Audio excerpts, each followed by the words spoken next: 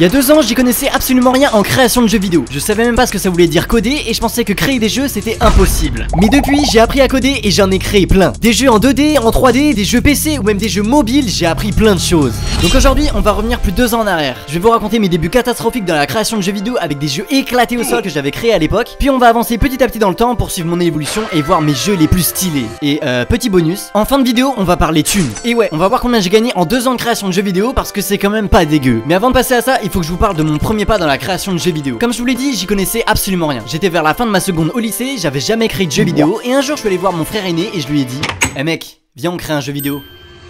Ta gueule. Donc on a commencé à créer un jeu vidéo ensemble, un tower defense.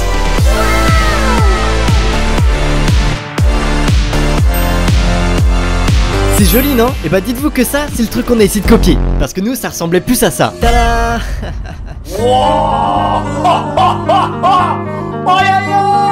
C'est quoi cette merde? Ouais, le jeu était dégueulasse. Bref, mon frère il s'occupait du code et moi des graphismes. Parce que lui il savait déjà coder un peu avec Pygame et moi j'y connaissais absolument rien. Donc bah je me suis retrouvé à dessiner des petits trucs en pixel art pour le jeu. Alors j'ai juste ces quelques screens, mais retenez juste que le jeu était éclaté au sol. Le jeu était full buggé parce qu'on était clairement trop ambitieux alors qu'on n'avait pas le niveau. Et il était aussi ultra moche parce que bizarrement le mec qui s'occupait des graphismes était trop nul, trop bizarre genre. Mais vraiment qui dessine des graphismes comme ça quoi? Bref, résultat on l'a jamais fini. À cette époque je savais même pas coder, donc je pouvais même pas moi-même créer mon propre jeu. C'est pourquoi c'est à ce moment là que j'ai décidé d'apprendre à coder des jeux moi-même. Donc j'ai décidé d'installer Unity, un logiciel de création de jeux vidéo ultra connu et gratuit. Et j'ai commencé à suivre une série de tutos sur YouTube pour apprendre à utiliser le logiciel. Donc c'est à ce moment là que mon aventure dans la création de jeux vidéo commença vraiment. Il était une fois Bébé Bodo, un gros noob en programmation. Il venait d'arriver sur une immense île perdue au milieu de nulle part pour commencer seul son aventure dans la création de jeux vidéo. Il ne le savait pas encore, mais il allait en explorer chaque recoin et apprendre des centaines de choses incroyables. Ainsi, le jeune Bébé Bodo commença à apprendre. Mon tout premier projet solo, c'est un projet sur lequel j'avais d'ailleurs fait 2 vidéos sur ma chaîne YouTube. Et malheureusement, ou heureusement d'ailleurs, elles sont plus disponibles. Et je vous dirai pourquoi juste après. À cette époque-là, je venais de découvrir l'univers de Donjons et Dragons. Notamment parce que j'avais regardé Stranger Things et je sais pas pourquoi, mais ça me fascinait. Genre vraiment, le fait qu'on puisse s'inventer une vie fantastique en jouant à un jeu de société, je trouvais ça trop stylé. Mais vu que Donjons et Dragons c'est pas très visuel, vu que ça se joue à l'oral, bah moi je voulais créer une sorte d'aide visuelle numérique pour ce jeu. C'est pourquoi mon premier projet de jeu, c'est le D&D Helper. Purée, je m'étais chauffé sur ce projet. J'avais codé plein de systèmes pour créer des maps, un système de combat, un système de création de personnages qui respectait les règles du jeu original. Et j'avais même rajouté du multijoueur. Le truc de zinzin, c'était une folie. Bon, en vrai, c'était même pas un jeu. Et objectivement, ça servait un peu à rien. Moi, de base, si j'ai créé ce truc, c'était parce que je voulais jouer avec mes 2 frères à Donjons et Dragons. Et eux, vu qu'ils connaissaient pas, je me disais qu'ils seraient plus intéressés s'il y avait une interface visuelle. Dans ma tête, les gars, c'était une idée de génie. Ils ont jamais joué avec moi. Moi, j'ai pas d'amis. Non, j'ai pas d'amis. Là j'en pleure encore carrément. Ah ouais, et donc aussi, vu qu'à l'époque je regardais beaucoup de devlogs sur YouTube, que ce soit en anglais avec Dany ou même en français avec Doc Gero et Max est toujours là, bah je me suis dit pourquoi pas en faire moi aussi. Et c'est ainsi que j'ai créé ma chaîne YouTube Bodo et que j'ai posté 2 vidéos où j'explique comment j'ai créé le jeu, que j'ai d'ailleurs eu la bonne idée de faire en anglais. Non, attendez les gars, je suis sûr qu'il y a une bonne raison. Si j'ai fait ça à l'époque, c'est parce que je parlais sûrement ultra bien anglais. Regardez. Hello, adventurer. Bon, ok, mais je vous jure que la suite c'est mieux. In 3 more months of development, I coded a lot of things.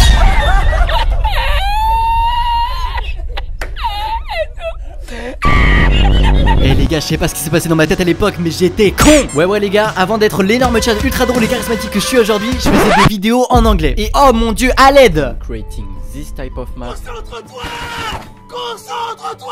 To this type of map.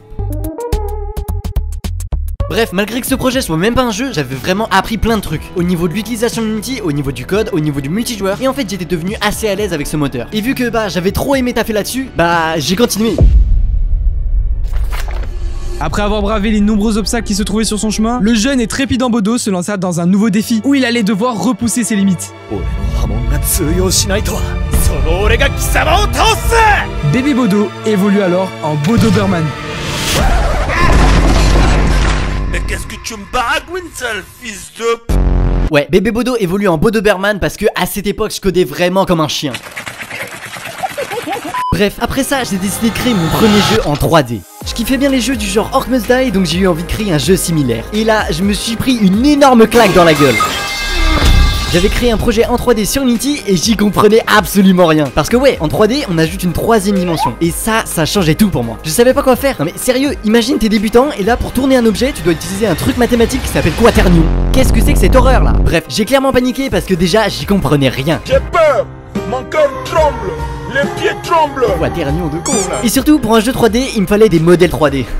Comment on fait? Je savais pas du tout faire de modèles 3D et combiné au fait que j'apprenais encore à coder et que je me suis rendu compte que j'étais beaucoup trop ambitieux alors que j'étais nul, bah j'ai abandonné le projet. Ouais, c'est dommage mais parfois faut viser plus petit pour pouvoir créer des choses beaucoup plus stylées. Ce qui m'a beaucoup freiné en fait, c'est que vu que je savais pas modéliser en 3D, bah ça m'a découragé de ouf. Et un outil qui est super pour se concentrer uniquement sur le dev en ayant des modèles 3D de ouf et que j'aurais aimé connaître à l'époque, bah c'est Meshy, le sponsor de cette vidéo.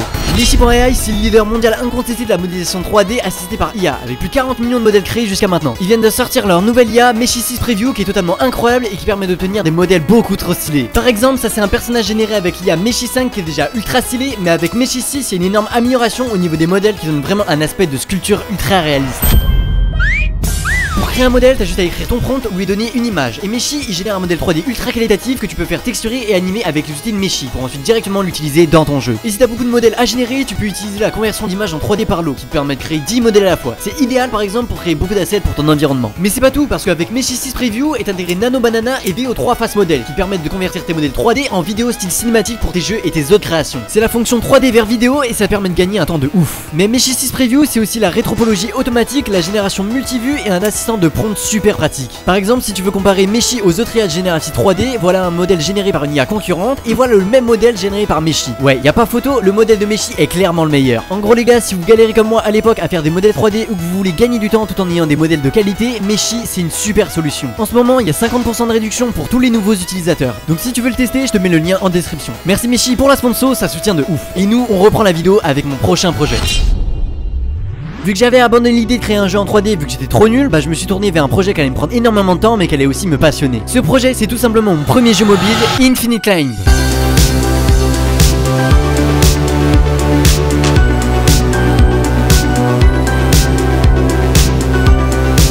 Et ouais, j'ai décidé de coder tous les jours un jeu mobile et de partager chaque jour mon avancée en format vertical sur YouTube, Insta et TikTok. Et évidemment en anglais. Parce que pourquoi faire simple quand on peut faire compliqué? Purée, mais je suis débile! Day one of coding my new game.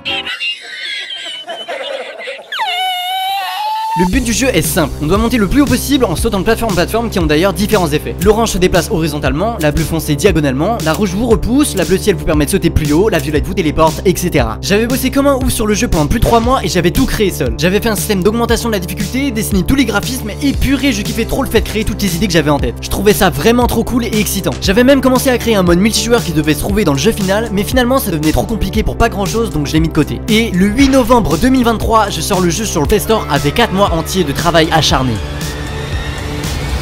Et ça a été direct un énorme succès. Des centaines de milliers de téléchargements partout dans le monde, des streamers ultra connus qui jouent au jeu en live et je suis même passé aux infos nationales les gars. C'était un énorme banger. Enfin ça c'est ce que je pensais parce que en vrai on a fait 400 téléchargements. Youhou, let's go. J'avais trop le seum. Mais bon, c'est pas un drame et cet échec ça m'a surtout permis de rencontrer quelqu'un qui allait énormément m'aider à l'avenir. Paul C. Et si c'est la première vidéo de moi que tu vois ta vie, et bah sache juste que ce mec c'est le GOAT. C'est un graphiste de mon âge qui est tombé sur un de mes shorts au hasard et il a tout simplement proposé de m'aider. Ah je t'avais prévenu que c'était un mec en or hein. Et là c'était l'occasion pour moi de rebondir après cet échec cuisant, d'avoir un équipier sur qui je pourrais compter et qui allait m'aider sans relâche. C'est pourquoi avec Paul C on s'est donné un mois pour faire d'Infinite Climb le banger qui méritait d'être. Alors pendant un mois on a travaillé des heures et des heures. Lui il s'est occupé de redessiner absolument tous les graphismes du jeu et moi de mon côté j'ai encore bossé comme un ouf. J'ai rajouté un classement, des nouveaux modes de jeu, amélioré le gamefield, ajouté des effets de partout pour enfin le 27 décembre 2023 sortir cette vidéo. J'ai sorti un jeu sur le Play Store qui s'appelle Infinite Climb et aujourd'hui je vais vous montrer comment il est passé de ça à cet énorme banger.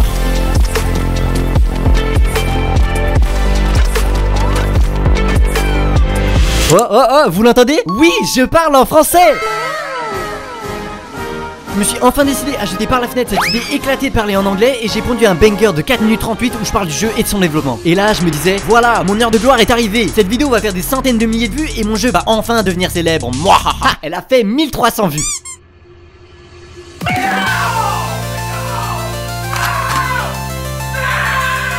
J'avais encore une fois trop le seum.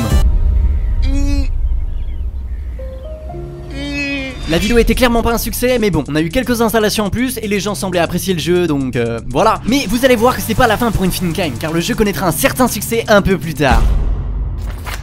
Notre petit Bodo s'est encore pris un big tronc dans la gueule.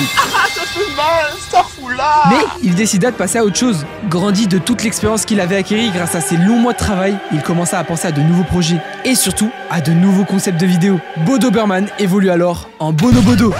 Qu'est-ce qu'il me raconte là, ce fils de... Ouais, après avoir codé Infincline pendant 5 mois, j'étais devenu tellement fort que je codais plus comme un chien tel un Bodoberman, mais j'ai évolué en Bonobodo, donc je codais comme un gros singe. Mais fallait que j'avance. En 5 mois, j'avais énormément appris sur la création de jeux vidéo et je comptais bien continuer. Donc, bam, créer un jeu en 24 heures. Voilà un petit défi sympa pour se changer les idées. Et pour l'occasion, j'ai créé Farm Attack, un jeu PC où on tire sur des loups qui veulent manger nos moutons. Ouais, je vous l'accorde, le concept est éclaté au sol. Mais vas-y, j'avais que 24 heures donc fallait faire simple. Et franchement, je trouve le résultat pas mal, hein. J'avais fait les graphismes moi-même et même si c'est objectivement moins bien que les dessins d'un gosse de 5 ans, je trouve la DA plutôt stylée. Je me suis beaucoup amusé à faire ce petit défi et donc j'en ai encore fait une vidéo sur YouTube. Et devinez quoi? Elle a explosé. Elle a flop sa race. Voilà, y'a quoi maintenant? Chez Bodo ça flop, 40 likes, bam, boum, tristesse, voilà, on avance. Mais dans ma tristesse, j'ai repensé à Infincline et à quel point j'avais flop. Ah, j'avais la rage. Et là je me suis dit, eh mais attends, le jeu il est pas disponible sur l'App Store, donc tous les gens qui ont des iPhones ils peuvent pas l'installer. Et donc c'est pour ça que le jeu a flop. Hein? Mais oui, bien sûr, c'est ça. Pour enfin arrêter de flop, je dois pas créer un jeu en 24 heures, mais je dois sortir Infincline sur iOS. Purée, mais quel génie je suis! Plot twist, je suis complètement débile. Je savais pas encore, mais ce qui je pensais allait me prendre une semaine m'a tout simplement pris 2 mois.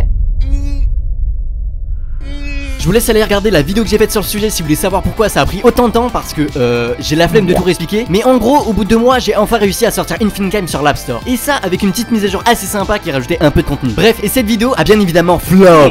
Infincline a genre reçu 300 téléchargements sur l'App Store et j'ai perdu 100 € parce que la licence dev d'Apple elle coûte 100 balles. Voilà, super, j'ai plus de thunes, je suis pauvre. Hashtag pour votre. Bref, pour l'instant, je flop de ouf les gars.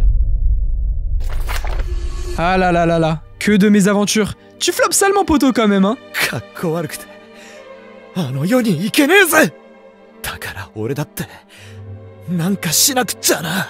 mais je rigole, il est tout pourri votre gars là. Je me sens persécuté. Je suis un être sensible. Bref, Bodo continua de tracer son chemin sur la route de la création de jeux vidéo. Fort de toute l'expérience acquise de par ses multiples échecs, Bodo savait qu'il lui suffisait de persévérer pour avoir enfin la reconnaissance qu'il méritait.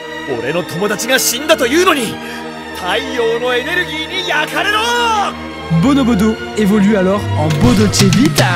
C'est plus l'heure de se concentrer sur les anciens flops. Moi, je vis orienté vers l'avenir et si je crée des jeux de base, c'est pour m'amuser. Donc go passer en mode Bodolce Vita. Wouh! C'est la belle vie les gars. Et vu qu'à ce moment-là, je voulais juste m'amuser, bah j'ai créé un nouveau jeu en 5 jours, Fight for Rose Beef.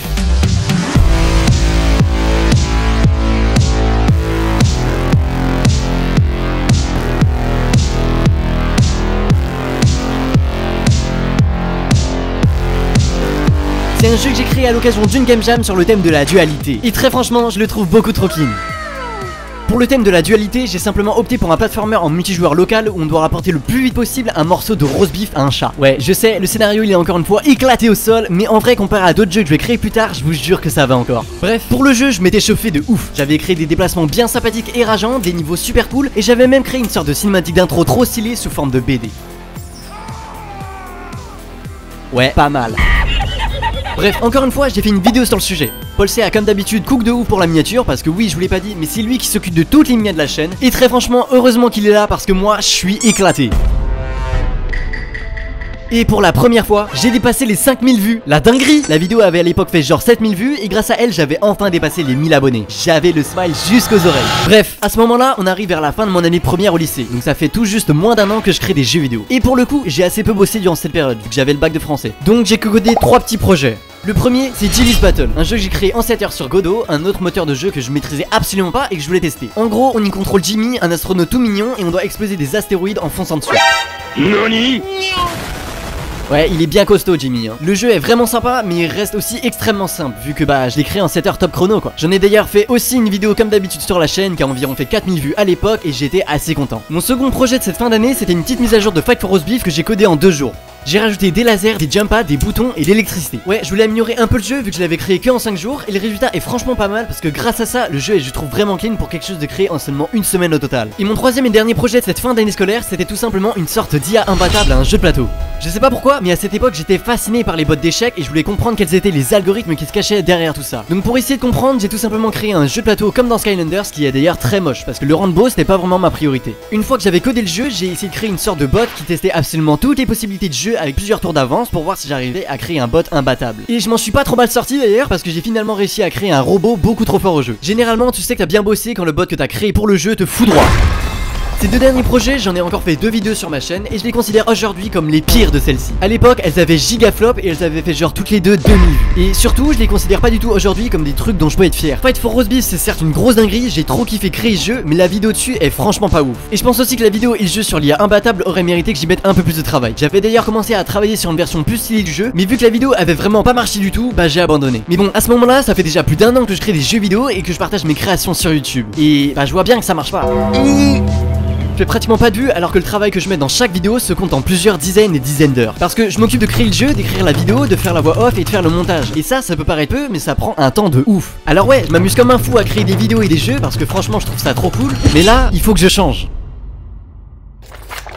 Ah là là, déjà plus d'1 an à créer des jeux vidéo. Non mais franchement, vous vous rendez compte? Il a créé un jeu mobile, des jeux PC et plein d'autres trucs grave stylés. C'est trop bien, non? Ouais bon bref, Bodo kiffe trop ce qu'il fait, mais c'est qu'il doit changer sa manière de faire s'il veut enfin avoir la gloire qu'il mérite. Et c'est pourquoi il va tout tenter pour son prochain projet.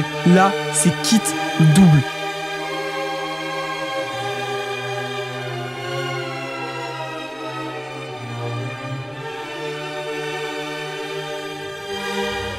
Bam, c'est l'heure de changer les choses. On va complètement changer le style de la chaîne. Fini la voix off monotone sans énergie, les jeux pas ouf, les blagues pas drôles et les flops. Je vais vous faire rêver. Et pour ça, rien de mieux que de revenir à mon plus grand flop, Infinite Climb. À ce moment là, pas le temps de refaire une mise à jour de ouf, surtout que je sais pas quoi ajouter. Mais j'ai une idée de concept plutôt sympa. On va coder un robot qui va jouer au jeu à ma place pour qu'il devienne top 1 mondial sur mon propre jeu. Ouais, c'est un projet totalement débile, surtout qui sert objectivement à rien. Mais moi, je trouve ça grave drôle. Alors je me mets directement à bosser sur la création d'un script qui fait bouger automatiquement le joueur de plateforme en plateforme. Et ouais, vous dites peut-être que c'est simple parce qu'on a juste à choper les plateformes et voilà, on gagne. Mais non, parce qu'il y a plein de petites subtilités qui fait que c'est beaucoup plus compliqué. Et vu que j'ai la flemme de réexpliquer, va voir la vidéo. Bref, au bout d'une semaine de taf sur le robot, j'arrive enfin à avoir un bot ultra performant et j'éclate le record du jeu en triplant le score de l'ancien top 1 mondial. Rien que ça.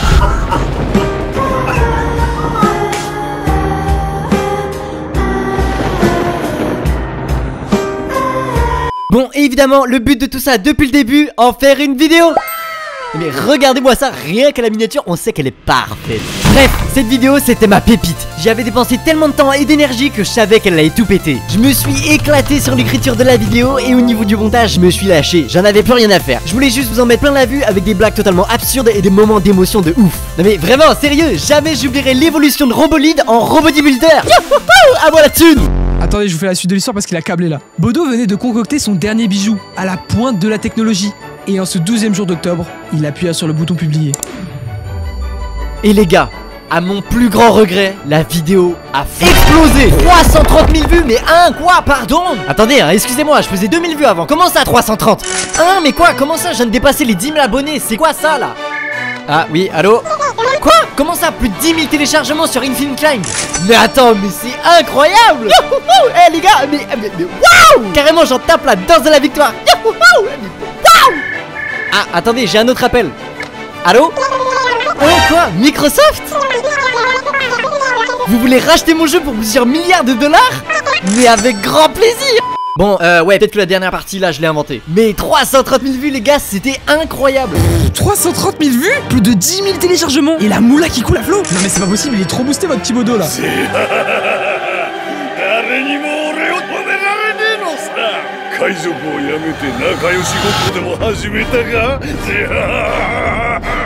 Bodolce Vita évolue en Rambo Bodo. Oh, je ne comprends pas. Mais ça fait beaucoup d'un coup quand même. Genre je me retrouve propulsé au top de ma niche du game dev et il faut que je continue sur cette lancée là. La prochaine vidéo elle doit pas flop. Et vu mon immense palmarès de flop auparavant, je suis pas sûr que la prochaine vidéo marche. Là je vais pas vous mentir, j'ai légèrement la pression. Ça c'est ce que j'aurais dit si j'étais un petit bébé Bodo. Mais là je suis en mode Rambo Bodo, yeah. Et pour assurer la suite, je vais simplement faire la chose la plus logique dans cette situation. Disparaître. Pendant 2 mois. 2 mois où j'ai créé la chose dont je peux être le plus fier actuellement, mon nouveau jeu mobile Lethal Room.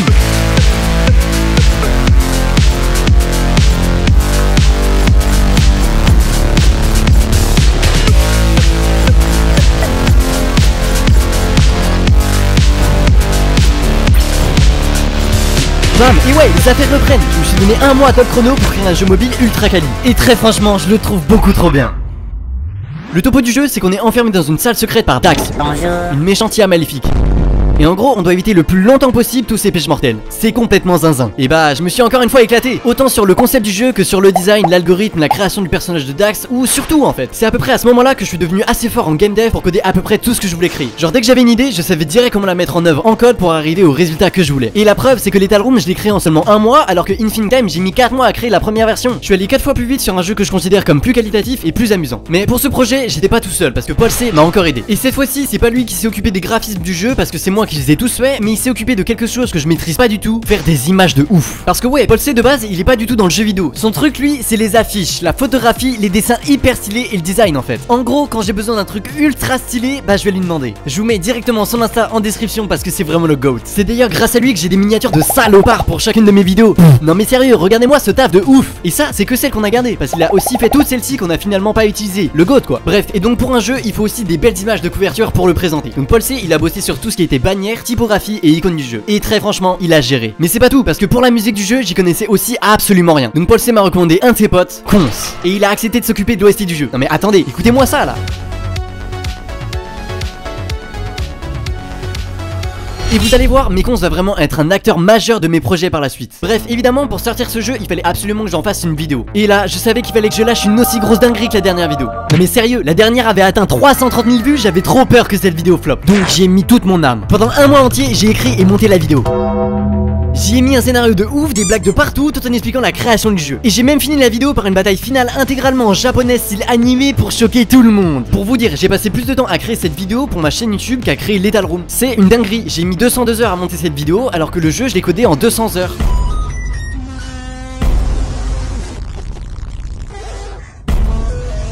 J'ai pas d'amis. Paul C a évidemment fait la miniature de la vidéo et le 20 décembre 2024, je sors en même temps la vidéo sur YouTube et Lethal Room sur le Play Store. Bon allez hop hop hop, on va se faire une petite vidéo sur YouTube là. Oh attends, une nouvelle vidéo de Bodo. 1 mois pour créer un jeu et gagner 10 000 €. Allez.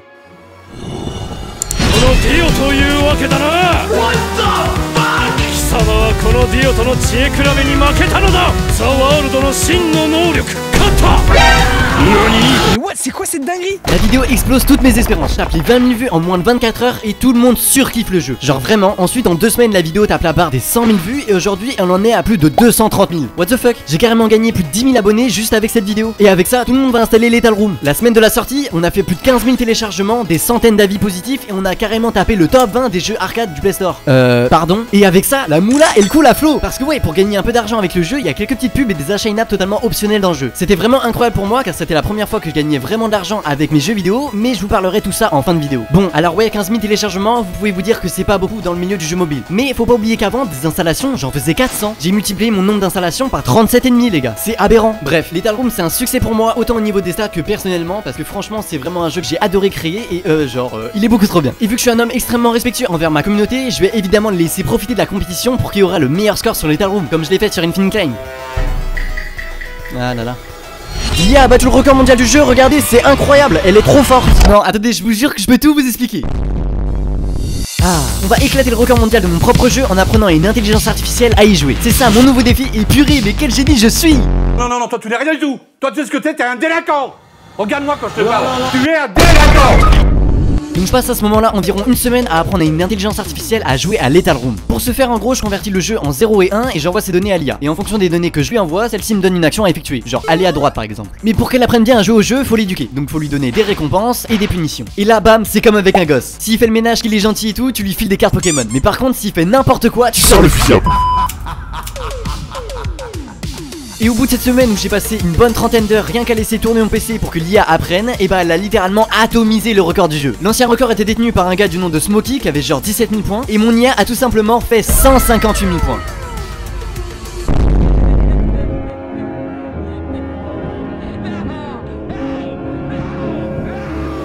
Voilà, voilà quoi. Bon, vous connaissez la chanson, j'en ai encore fait une vidéo. Et j'y ai encore mis toute mon âme. Un scénario de ouf avec des vannes de partout, une explication de comment marche l'IA, une chanson complète chantée par un micro-ondes et 4 évolutions totalement folles de l'IA. Non mais sérieux, vous avez déjà vu une intelligence artificielle s'appeler Cornichon? Qu'est-ce qu'il me raconte là, ce fils de... Ah là, j'ai clairement pas fait les choses à moitié. Et Paul sait non plus car il me lâche des grosses dingueries pour les miniatures. Bam, je sors la vidéo et... Ah, une nouvelle vidéo de mon youtubeur préféré. Entre les lasers je danse 17 000 c'est trop facile. Entre les lasers je danse. Faut-il pouf pouf ton seul micro d'entrance. Sans recul frérot. Micro c'est la puissance. Grosse dédicace à tous les micro-ondes de France. Oh my god, qu'est-ce que c'est que ce truc? Faites un câble. Bam, 140 000 vues actuellement. Tout le monde surkiffe la nouvelle mage et l'état de room reprend 10 000 téléchargements en plus. Miam. Bon, alors ouais, niveau stat YouTube, on baisse un peu. Mais quand même, 140 000 vues pour moi qui est en mode fou du bus pendant 15 minutes, c'est une dinguerie.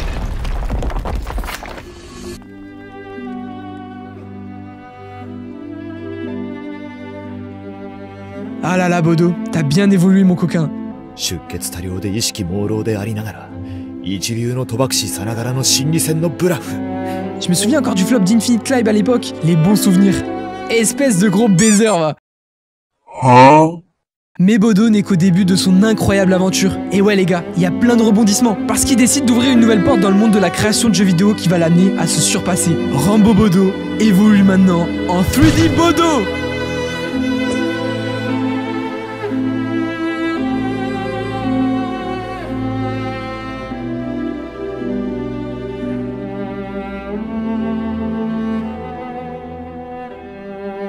Bam, ça fait maintenant un petit peu moins de 2 ans que j'ai commencé à créer des jeux vidéo et j'ai que créé des jeux en 2D. Parce que comme dit en début de vidéo, mais la première fois que j'ai essayé de créer un jeu en 3D, bah je me suis chié dessus.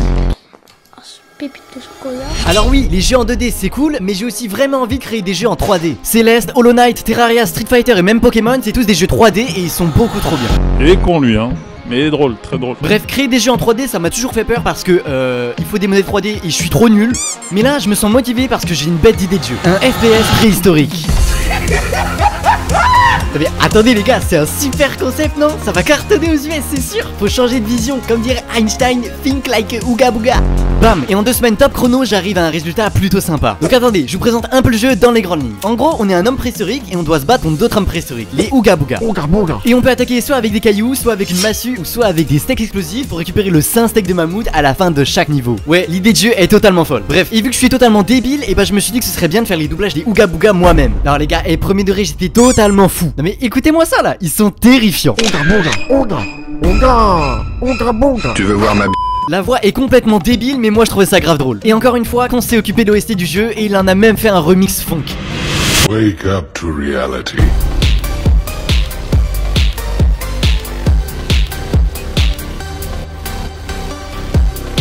Ah bah je vous avais prévenu que Consul était trop fort. Et pour le kiff, j'ai même rajouté un boss final au jeu. Boum boum. C'est un Ooga Booga géant qui vole grâce à l'os qu'il a incrusté dans la tête. Voilà, simple, efficace, préhistorique. Évidemment, j'en ai fait une vidéo sur ma chaîne et... Oh attends, une nouvelle vidéo de Bodo?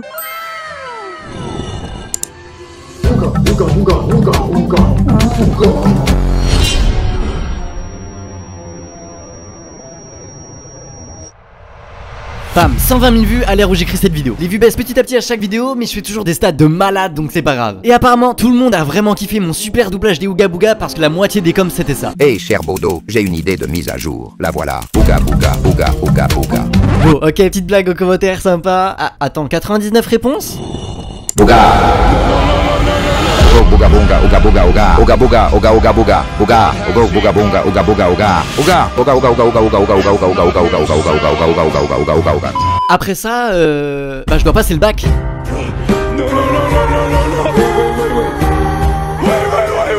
Et ouais, j'ai commencé à créer des jeux vidéo vers la fin de mon année de seconde et ça fait déjà 2 ans en fait. Évidemment, Bodo, bon élève, je choisis de faire une petite pause dans la création de jeux histoire de me concentrer sur mes révisions avant de démarrer l'un des plus gros projets de ma chaîne. Ainsi, mi-juin 2025, je passe le bac et fin juin 2025, je fais quelque chose que je voulais faire depuis très longtemps. Bam, t'as bien lu le titre, je me lance sur Twitch. Donc Donc alors attendez, c'est pas vraiment un projet principal sur ma chaîne, mais quand même, en live soit on joue au jeu que je kiffe, genre Expedition 33, soit on code des jeux vidéo. La dernière fois on a codé avec vous en 5 lives un petit jeu au format mobile où on doit peindre le plus vite possible le monde qui nous entoure. C'est Recolor et c'était franchement une expérience hyper cool que je vais évidemment refaire. Donc si tu veux créer un jeu en live avec moi, tu peux me follow sur Twitch. L'ambiance est trop bien et moi je kiffe trop l'exercice, donc c'est cool. Bref, on repasse au dernier projet principal de la chaîne de ces 2 années et sûrement le plus grand de tous. Yo yo yo les gars, c'est l'heure de la Game Jam. Et ouais les gars, avant je participais à des jams, mais maintenant j'en organise une, la Podo Jam Summer Edition. C'est une jam d'une semaine sur le thème de l'univers de ma chaîne et pour l'occasion j'ai eu une idée machiavélique parce que j'ai organisé un immense concours de création de jeux vidéo avec plus de 500 participants. Mais ce qu'ils savent pas, c'est que je vais aussi participer en créant un jeu pour essayer de gagner mon propre concours. Je vais m'infiltrer parmi ma communauté avec un nouveau compte totalement inconnu et en me faisant passer pour un mec qui connaît absolument rien en création de jeux vidéo. Comme je voulais faire une vidéo sur l'événement, bah je me suis dit que juste parler des jeux des gens comme ça, ce serait pas très intéressant. Donc j'ai plutôt opté pour un petit piège assez rigolo, histoire de pouvoir parler de la jam tout en ayant une vidéo drôle et plus sympa à regarder pour vous. Alors donc durant cette jam, j'ai piégé tout le monde avec un jeu que j'ai créé totalement anonymement. C'est Waffle Games. Bienvenue dans les Waffle Games, la toute nouvelle émission de la Dax Production. Écoutez, j'ai besoin de votre aide, amigo. Mi bodo ne peut plus même faire de bodo. C'est la seconde épreuve. Dax, laser, café, bois, gaïa, caillou, tour. Ensuite, 342, grill, 4287. Je vais te réduire en pixels.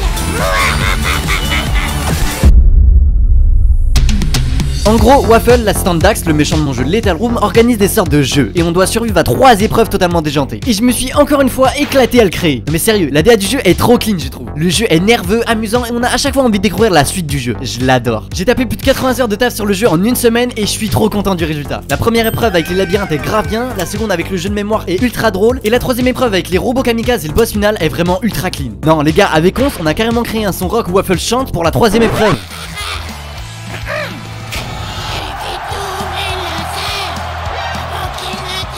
C'est trop drôle. Et en plus la voix de Waffle là, celle-ci, et bah c'est la mienne.